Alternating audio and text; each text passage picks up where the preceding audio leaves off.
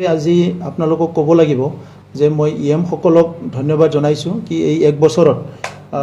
আমাৰ যেটো সৰকাৰ গঠন কৰাৰ লগে লগে যেটো আমাৰ সিদ্ধান্ত আছিল যে আমি কোনো লায়াবিলিটি নকৰো সো আমাৰ কোনো ইএমএ আমাৰ কোনো ডিপাৰ্টমেন্টে এতিয়ালৈকে লায়াবিলিটি কৰা নাই আগৰ সৰকাৰৰ যেটো 2300 কোটি লায়াবিলিটি হিটু লৈ প্লাই আমাৰ গভৰ্নমেন্টে খুব চিন্তিত হৈ আছে কাৰণ তাত কিছুমান মানুহ জেনুইন কাম কৰা মানুহ আছে যাৰ বিল বিলাক দিব লাগিব কিন্তু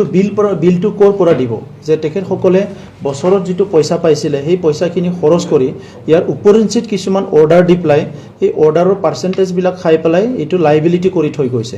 আপুনি খুনি আচৰিত হ'ব এতিয়া আমাৰ তাত ইউপিৰ পৰা কবাত মানে বাহিৰৰ কৰ্ণাটকৰ পৰা নাগালেণ্ডৰ পৰা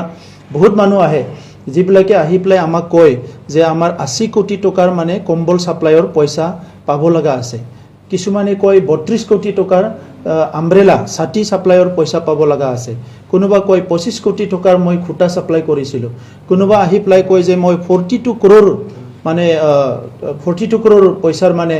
টকাৰ মানে মই আঠুৱা সাপ্লাই দিছিলো তেনেকুৱা প্ৰায় 389 crore মানে আগৰ সিডি ফান্ডৰ লায়াবিলিটিজ আছে তো হিবিলাক আমাৰ সৰকাৰ চলোৱা যথেষ্ট অসুবিধা কৰিছে আদাৰওয়াইজ এই বছৰত আমি খুব ব্যালেন্স ভাবে কাম বিলাক কৰিছো